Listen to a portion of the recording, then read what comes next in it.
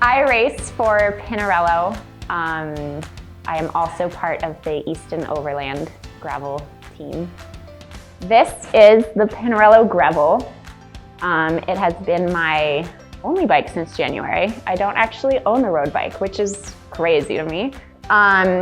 Easton EC90AX wheels, which are their wide carbon gravel rims. Schwalbe tires, love Schwalbe.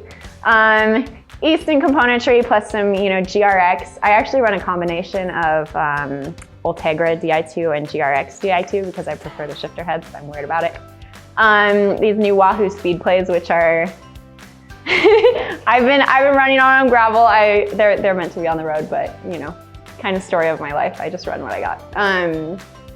Arundel cages, literally have never dropped the bottle in a race.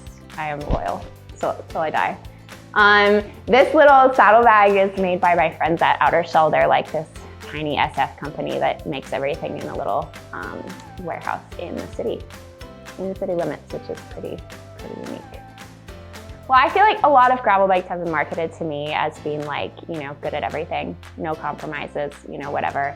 That being said, a lot of gravel bikes I get on and they're specifically good at like one thing, and usually come up short in either like handling or like technical shit or single track or, honestly, some of the bikes I have liked the least are just bad at pavement, which realistically, like I know we call it gravel, even the best gravel races, there's a lot of pavement. So this bike is just like my no compromises bike. It's like good at tarmac, it's good at mountain biking, it's good at, loose gravel, it's good at baby heads, it's good at, the stuff in Boulder where you're like, this feels like tarmac, but I swear it's dirt. I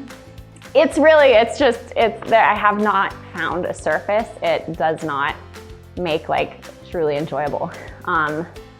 Yeah, there's like this crazy bike shortage this year, like with everybody as far as I can tell. And when I learned I like wasn't gonna have a road bike to train on, I was like, are you kidding me? And now I don't even care. I'm like, whatever, whatever, I'm good.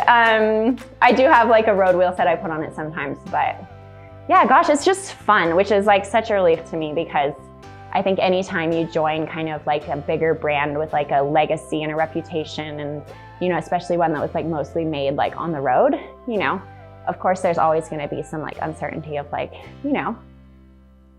how do we approach dirt? But it's fun. I was like, thank God. I was like, I love all the aerodynamic qualities, don't get me wrong, and I'm sure they help me in all these small ways that I like don't even fully realize. But I like fun bikes. I like playful bikes. I like bikes that you can, throw into shit and not worry about. So, yeah.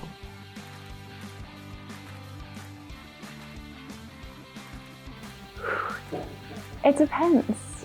It depends. But I do enjoy talking about it because I feel like not enough, like tiny people talk about tire pressure, and it's so different and it's so personal.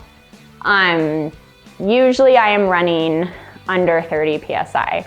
And I am so unspecific about it because I truly, I enjoy setting my pressure by feeling. I don't nerd out about it and get out my Silka pump and I'm like this, 0.5 this way.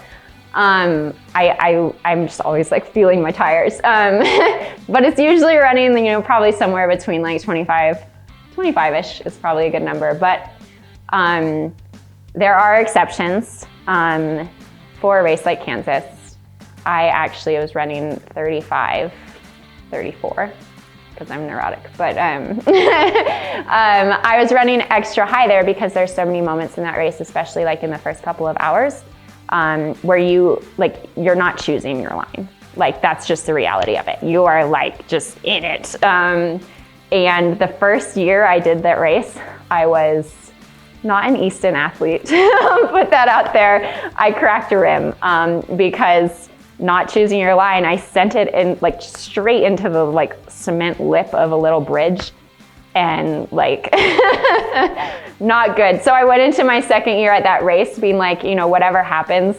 I need like a little extra coverage there. And honestly, I didn't really miss too much traction out there. It was pretty good conditions that day. So definitely ran a little on the firm side of that race, but usually I'm going pretty squishy.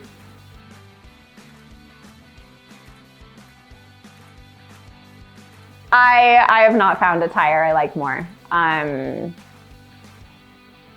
They're really, I mean, they do everything, and kind of the best part of them is that they age really well, which is a weird thing to say about tires, but these truly, the more you ride them, the more this like center tread like smooths out to perfection, and they just get faster and faster and faster, and you still have like all this beautiful side grip. And I, to this day, I mean, anybody, you know, comment on this, do whatever. I did not flat at 2019 Unbound Gravel DK.